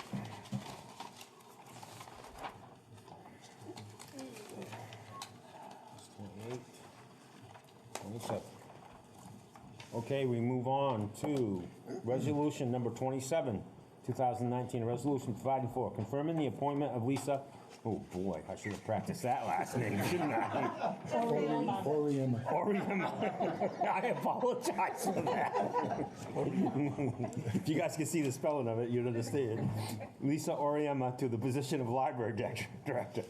Be it resolved by Town Council of the Town of Winslow as follows. Whereas the Town of Winslow is in need of a library director, and whereas the town manager has appointed Lisa Oriema to the position of library director effective August 26, 2019, which is subject to the confirmation of the Town Council. Now therefore be it resolved by Town Council of the Town of Winslow that the appointment of Lisa Oriema to the position of library director effective August 26, 2019 hereby be confirmed. So move. Moved and seconded. Any discussion? Yeah, Mr. I just wanted to say, in the limited time that Lisa has been here, and the limited time I've been in the library, since I retired, I've been in a lot more. There have to be probably too much, but you've been extremely helpful technology-wise and everything, and welcome aboard for being here. I'd just like to say it's a wonderful library, Oh, yeah. wonderful patrons, and I've been lucky to inherit a great staff. So with any luck, I'll be here a long time, assuming you all approve. And Yeah, we haven't had the vote yet now. You better wait. well, most people just say Lisa. Well, I was gonna do that. Or Lisa A, since we already have a Lisa, so I won't be offended if anyone slaughters the last name. I'm used to it at this point. Is there any further discussion?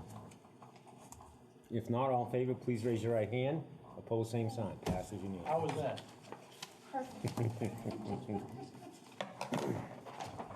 Moving on to resolution number 28, 2019. Resolution providing for increasing the capital asset inventory limit for the annual audit from $2,500 to $10,000. Be resolved by Town Council, Town of Winslow as follows. Whereas increasing the capital asset inventory limit will help make the inventory more manageable. And whereas the town's auditors are recommending the limit be increased to $10,000. Now, therefore, be resolved by Town Council, Town of Winslow that the town's capital assist inventory limit for the annual audit be increased from $2,500 to $10,000. So move.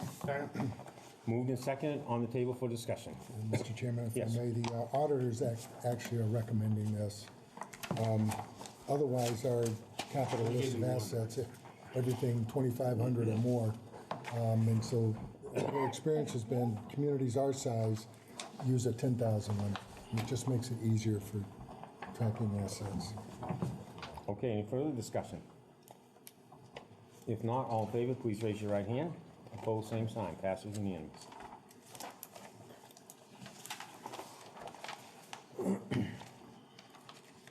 Resolution number 29, 2019, a resolution providing for authorization of the town manager to work with Dirigo Engineering to design a new parking lot at the town office at a cost not to exceed $9,000. Be resolved by the Town Council, Town of Winslow as follows. Whereas the town office is in need of additional parking spaces and whereas Dirigo Engineering has provided a cost estimate to redesign the town office parking lot that will add 40 additional parking spaces. Now, therefore, be resolved by Town Council, Town of Winslow that the town manager is hereby authorized to work with Dirigo Engineering to design a new parking lot at the town office at a cost not to exceed $9,000. What is your pleasure? So move. Second. Moved and seconded on the table for discussion. Mr. Chairman, if I may, I realize that if in the next budget cycle, if we decide we do want to fund this project, we're going to need good numbers. And so to get good numbers, we're going to need to do the engineering. So I'm putting this before you because I'd like to know, first of all, are you interested in pursuing that as a potential project in the future? And if we are, then we're going to need the engineering to get there the numbers. Any other discussion? And if good, Mr. Chairman, I appreciate the town manager bringing it forward. The need has been identified. It's not, this is capricious and arbitrary, and you want to build a parking lot. So the need is identified with the people that reside and come to the town. Yes. And so I think your approach is correct, rather than us make believe we know what it's going to cost. Let's get some folks to really get an accurate estimate that we can so decide when we get to that point. Yeah. Thank you. Any other comments? It's just, and I understand the need because, you know, during the day you come and it's pretty hard sometimes to get a parking lot, especially tonight. If we have meetings here, it's extremely hard. I just would warn that I don't know. I know that in the next couple of years, there's some expenditures. We're moving into the junior high in the fall of 220. And we're looking at having to do something with the building and all, you know, a lot of stuff that's going on. So. But the engineering can hold on forever. Yeah. And, it is not astronomical. Well, we Just gotta give know. us a start. Let's consider, we have to know what the costs are gonna be to make a decision. Yes. Yes, how detailed are they gonna do this engineering on? They're gonna design plans, or are they gonna just give us a rough figure? They're going to do a design. Give us a design. It could be used later for bidding or construction. Any further comments, questions? We all set? All in favor, please raise your right hand. Opposed, same sign. Passes unanimous. Now we move on to resolution number 30, 2019. A resolution providing for authorization of town manager to replace the two existing Welcome to Winslow signs with two 3 feet high by 4 feet wide Welcome to Winslow signs. See attached.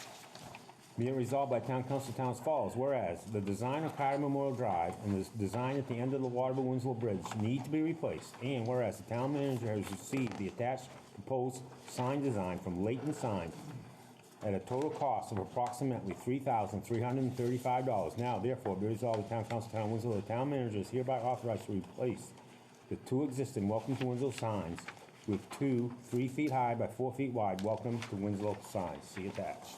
So moved. Second. Moved and seconded, on the table for discussion. And as you saw from the pictures, the existing signs are in pretty rough shape. Yeah. Got a couple letters left.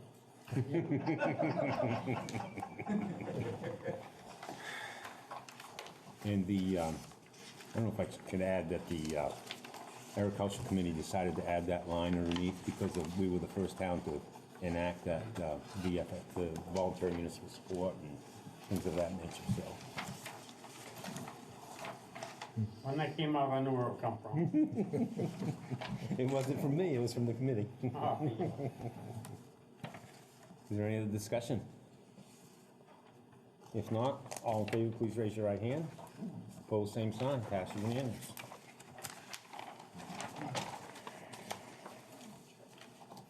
Okay, we have some public comment, discussion items. Begin with the town manager selection committee.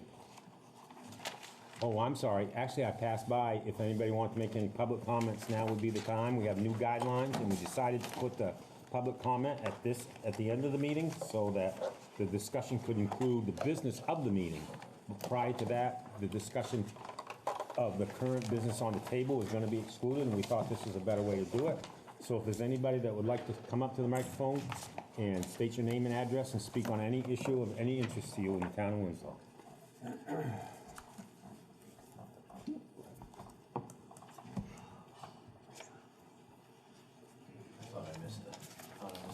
You almost did. So I just wanted to report on the opening of schools. We had a fantastic opening of schools. Very positive, a lot of excitement. All of the building principals report that this is one of the best openings that they've had in years. The open houses that we had this year were very well attended, probably the highest attendance that we've had in the past several years as well. So all in all, simply outstanding. If you had a chance to visit Winslow a few weeks ago, there was a field hockey tournament that was taking place here. Really put Winslow on the map for field hockey for this particular tournament. You had 14 different school districts here participating. All of the fields were being used. It was just an outstanding event. So all systems are go. We are up and running. And I thought I'd report out a little bit on numbers as well. Numbers don't settle out till about October. That's why they do that October 1st count. But as we stand right now, in kindergarten, we have 93 students, and we have 6 teachers taking care of that piece because we have 1 in pre-K. In grade 1, which is the one that we were concerned with because we knew we had more coming in, we have 83 currently, and we have 5 teachers taking care of that. In grade 2, we have 62 students, and we have 4 teachers there. In grade 3, we have 84. It's a little bit high. We have 4 teachers there, but if you're going to have a little bit high numbers, you're going to want to have them when the students are a little bit older. In grade 4, we have 71. In grade 5, we have 73. So we have a total of 466 students currently, plus 23 students in the 4-year-old program, for a total of 489. So we're in good shape right now. And as I spoke earlier about the Title I program converting from a targeted assistance to school-wide that allows us to take those ed techs that work in the Title I program and distribute them into the classrooms with students so that we can provide some support during times such as reading times so that they have some additional hand-holding support. So right now, knock on wood, we're in good shape, and the start of school has gone exceptionally well. One of the things that we talked about, we don't know how far we're going to go with this because we wanted to talk with you gentlemen sitting over there up against the corner. We've spoken with Mike just to run the idea, is the idea of a community school initiative, homecoming. It's our understanding that years ago we used to have a parade during homecoming through Winslow. And looking at bringing that back with a band and students and maybe having a banner and maybe having a small parade. We don't know how much we can get together, but just the idea of building that support, thanking people in the community for what they've done. So we'll see how far that goes. High school was the best 6 years of my life.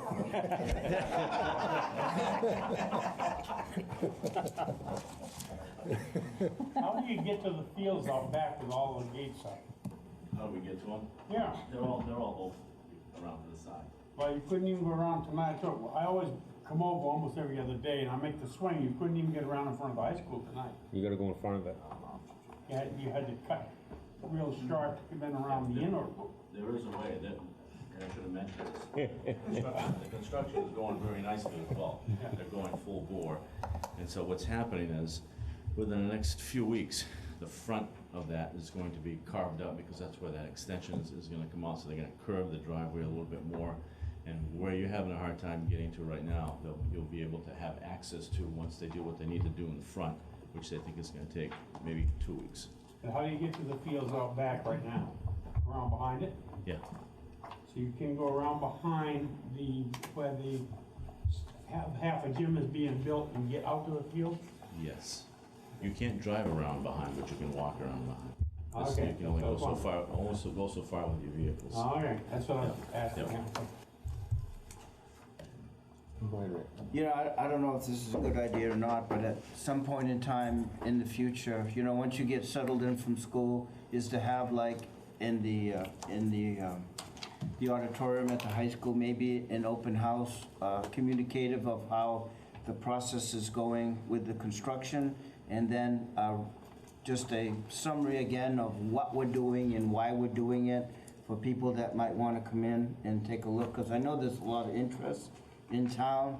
We are spending taxpayers' money, and I think they have a right for an update on the project and the opportunity to come in and review what is and the changes and some of the, just a communication with them, like an open house at some point in time. Is there any other citizens of the town of Winslow who would wish to come up and make any public comments?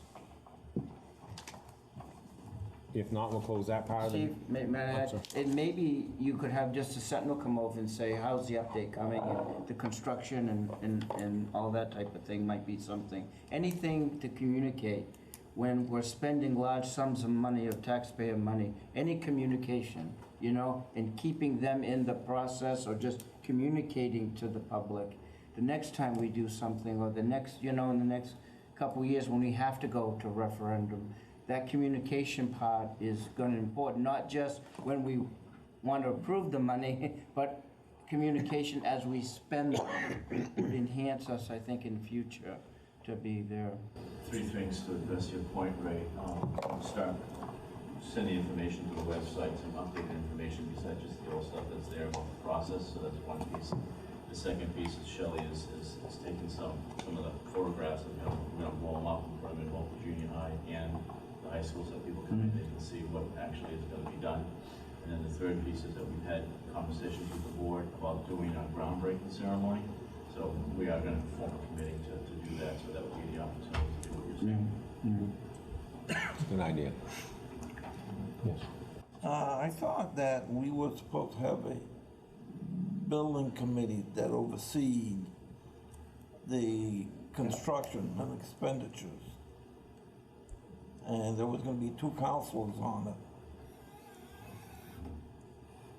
I think one of the counselors was Ken. No. One name. That was somebody. Well, yeah. I think Tish was one of them. Yeah. Yeah, I can't remember what the other one was. That should be in the minutes somewhere. Yep.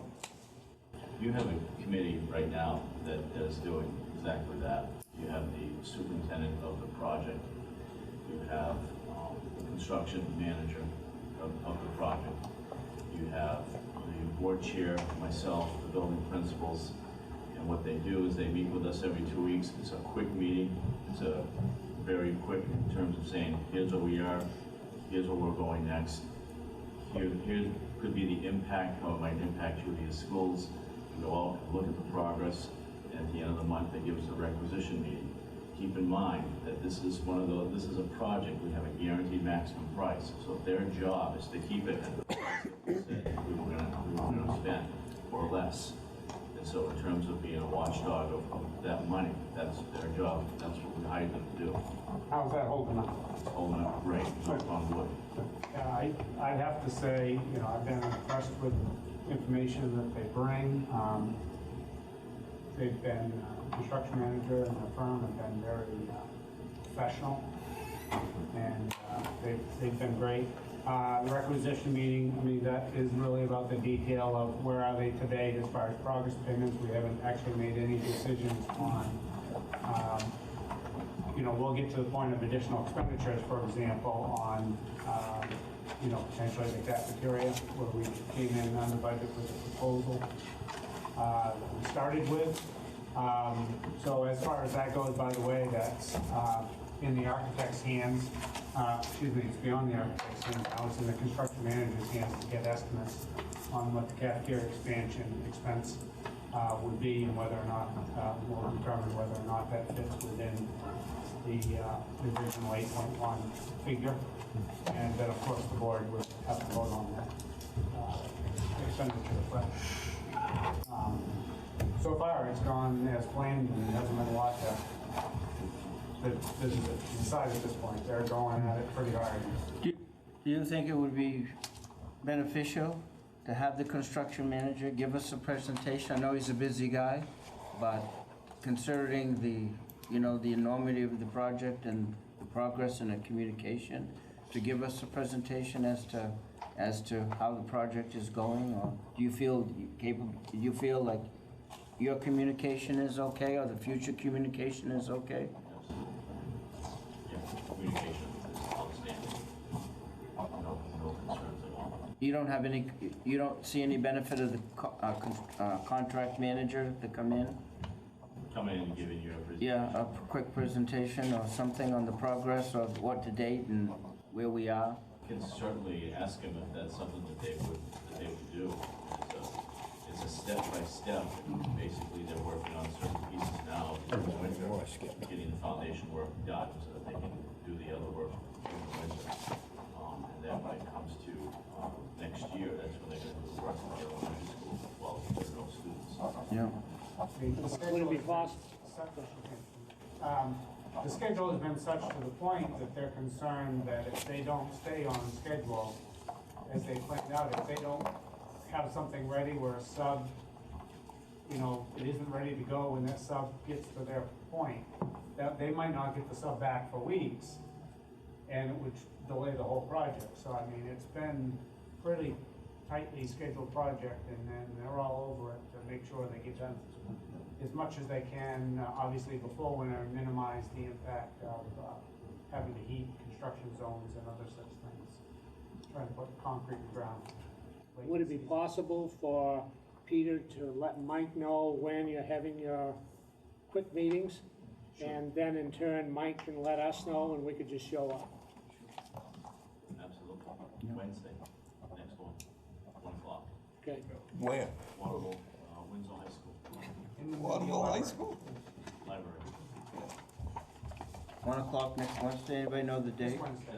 This Wednesday. This Wednesday. 2 days. 11 o'clock. Right lunch? No. 11 o'clock? We don't have room in the cafeteria. 11 o'clock? 1 o'clock? 1 o'clock. 1 o'clock. And these are brief half-hour meetings, and then visit the site, visit the work. Yes. I think it goes without saying, the construction manager works for us. He is one entity that belongs to the town's concern. I had some experience doing construction management over my career, and I would caution that you let the project be handled by the folks. If you're going to observe, that's observed, and I'm sure the construction manager would appreciate that. That's all my intent. Well, That's for sure. I'm just telling him. Yeah. That's the obvious thing to say, but I also have one other thing. I told you not to do it. You're kind of like, it's kind of like radar I knew before.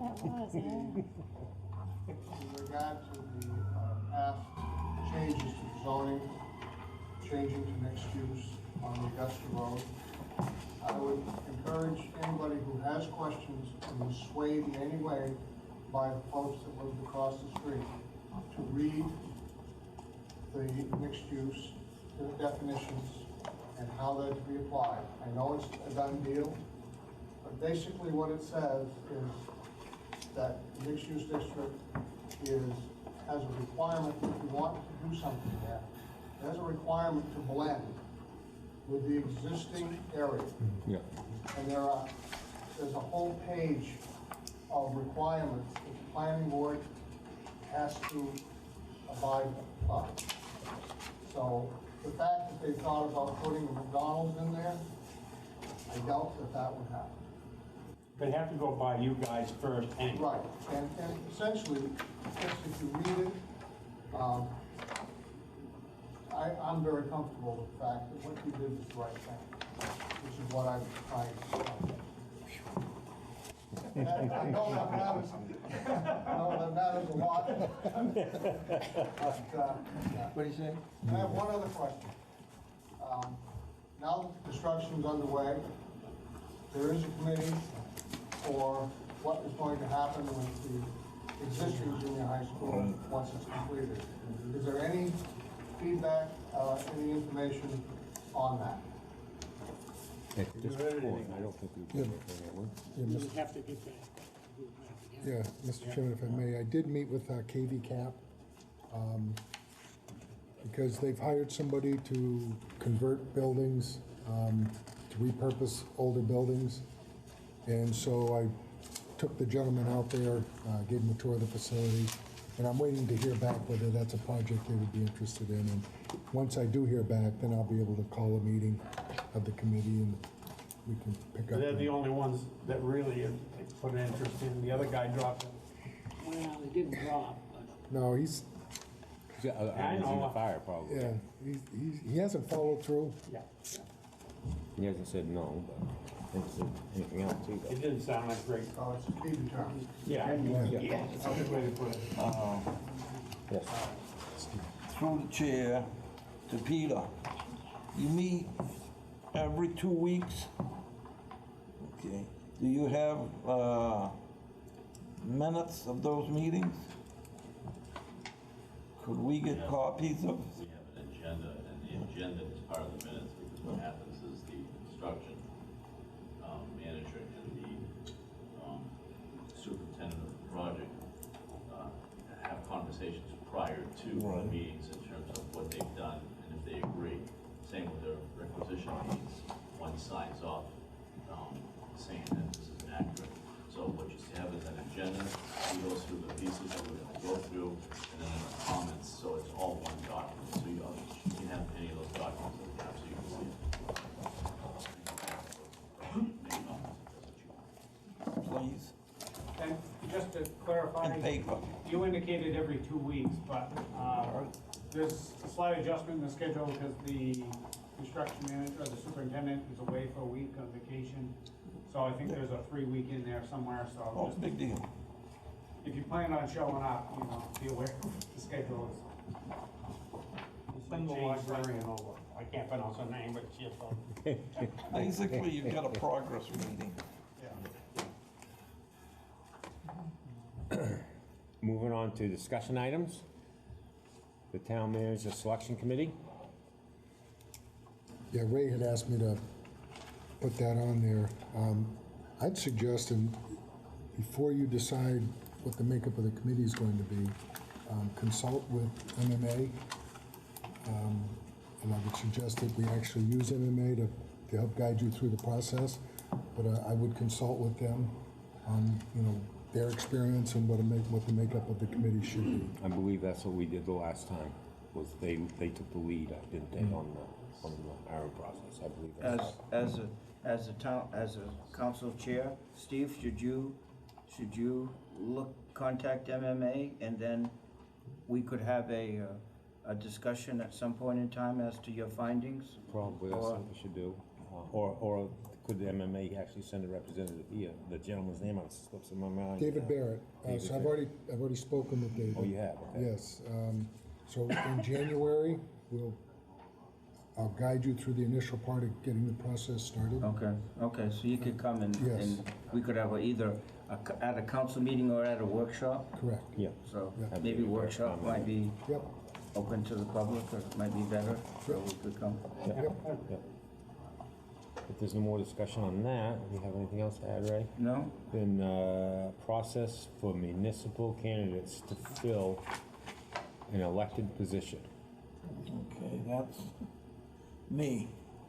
No, what happens is that right now we'll have a vacant,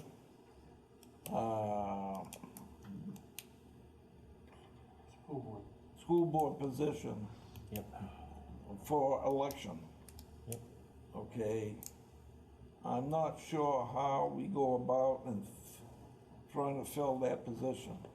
It's probably spelled out in the charter, and my assumption is, without looking at it, would be that the school board would make that decision, but that's just a guess. We've had that come up a number of times in my time there. And the process has been that the school board has appointed somebody to fill the position until the next municipal election. And that person served out the balance of that term. And that's under state law. I believe so, I yeah. presume that it is, but Yeah, that's yeah, been the process. Just write somebody in, you know, that lives in that district. Can't write in anymore. Yeah. But the thing That's is, the election hasn't come up yet in November. So really, you're not filling in from when that person isn't there. It's gonna be a whole thing. You're gonna put them in for a whole term. Right. Now, the seat would become vacant at the first of the year. January 1st. And then we would appoint at some point thereafter a viable candidate. And then they would serve until the next municipal election, which would be June. As I understand it, I think we've had that happen before. Oh, that means. Has it been June? Is that when we vote on the budget, you mean? What you talking? No, it'd be next, No. State elections. it'd be next state Right. elections. On 9 The June. next state though. election, I guess, whenever that is. It'd be a primary, Primary. Oh, primary. Primaries. Okay. that's the state. Which may or may not happen in a year, so I know. theoretically go to But November. it might That's right. happen mid-year, and then there's a Right. appointment, and then they're in the November election, Right. and it might be a 1-year or 2-year term. Yeah, we've had that happen on a couple of occasions. Write-in candidates used to be 45 days. State law has changed to 60. So on this one, if there was gonna be a write-in candidate, it would have. It's already passed. Yeah, it's already It's passed. gonna be a vacant seat January 1st, because no one will be on the ballot. Yeah. Yep. Yeah, I think that's right.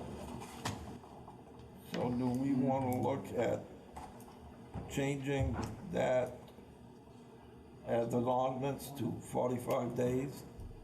Or keeping it with 60?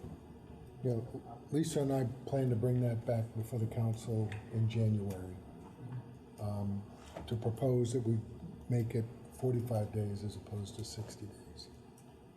So that's our intent. Because right now, the documents have to be turned in with 60 days, so that way you'd give them an extra 15 days for someone to come up with 25 names as a write-in candidate. No, I won't need that. No, they would declare themselves. They would just declare, you don't need Yep, signatures. in writing to In me. writing, okay. Yep. But that would give them an And extra they 2 wouldn't, weeks. they wouldn't appear on the ballot, but I would have to count their votes But, if it's yes. a write-in. Yes, that's the only votes that would get counted, that's right, okay.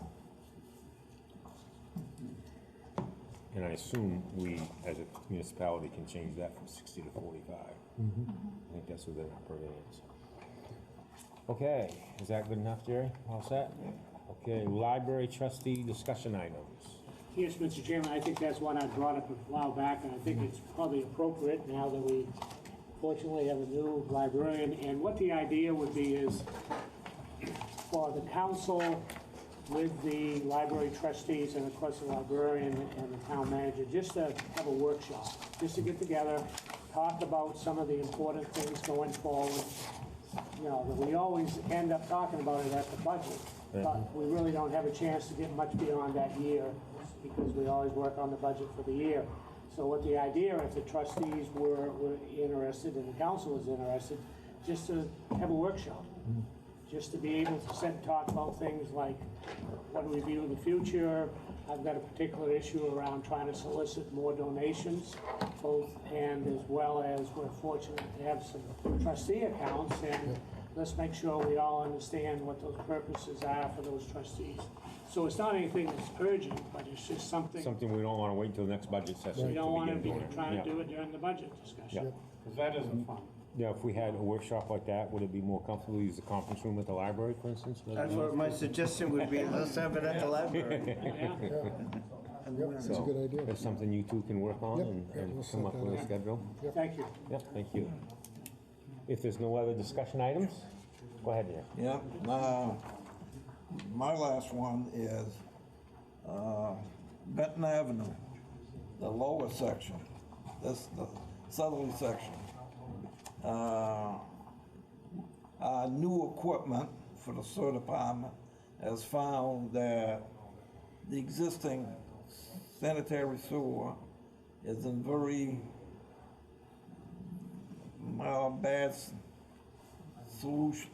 situation with leaky joints, cracked pipe, and this might delay the Benton Avenue project for a year, paving.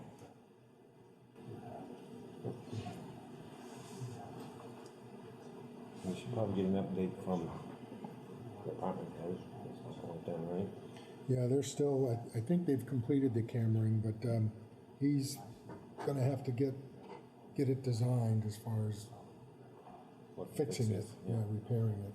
That'll give us a better sense of what the costs are gonna be. We're looking also at Chaffee Brook, so a lot of this we're gonna have to figure out during the budget session, but we may decide, or the council may decide to bond, perhaps, for the Chaffee Brook and to replace the sewer here, so that we can actually get it done. Before it fails.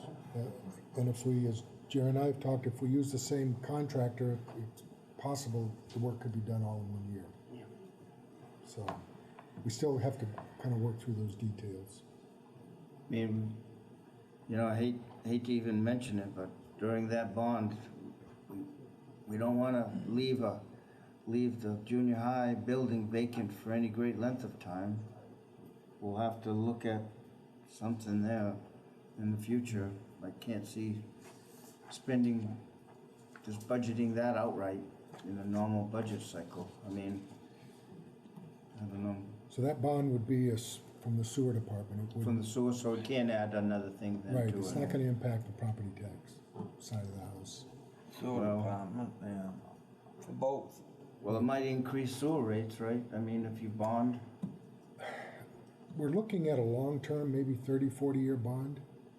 So it's possible the rates we have now may cover. You know, I'd have to look at the numbers, depending on what the final amount is, how much we're looking at borrowing. Yeah. But my suggestion would be we'd be looking at a 30 to 40-year bond. You know, considering the sewer rates, as we've cranked up sewer rates the last 2 years, really a lot. So, you know, anything you can do to prevent, especially the next couple of years, I know there's emergencies that come up, and especially when you have the infrastructure that we have in town, but we've really, really cranked up sewer rates to an extent that I think, you know what I mean? Even this year, equal to the amount of the tax rate that went up, the mill rate we went up in sewer rates per quarter, about the same if you look at the income, even more. So, you know what I mean? We need to keep sewer rates as constant as we can for the next 2 years. And that's my feeling, especially, but. Yep. Well, if we bond it, this would be a bond through Farmers Home, I believe. USDA. Excuse me? USDA. USDA, yeah. There are some funding opportunities that we're going to explore as far as potential grants and so forth. So, yeah, hopefully when the time comes, we'll have a better financial picture and have options. We don't even know what is it an emergency? It looks like it's pretty critical down there at the lower section. Yeah, but there is a section where the pipe has actually come apart. And Paul right now is looking at the options of maybe doing a couple of repairs in areas where it could collapse. Where is that located physically? It's along, well, exactly where I don't know, but it's along this stretch of Benton Ave. Right in front of the fire station and then going down. Up to the Roderick Road, I believe, too. Okay. up to where he puts that new walkway. Now, Lucette's not gonna like that, I tell you. Any further discussion items? If not, we'll entertain a I'll motion. make the motion. Go into executive session. You got paperwork here? Somewhere. It's on the agenda. It's on the agenda. I will read it, how's that? Yep. Motion to enter into executive session pursuant to 1 MRSA subsection 4056E, consultation with legal counsel regarding contemplated litigation. Is there a second? Second. Number for you. All in favor? We're in executive.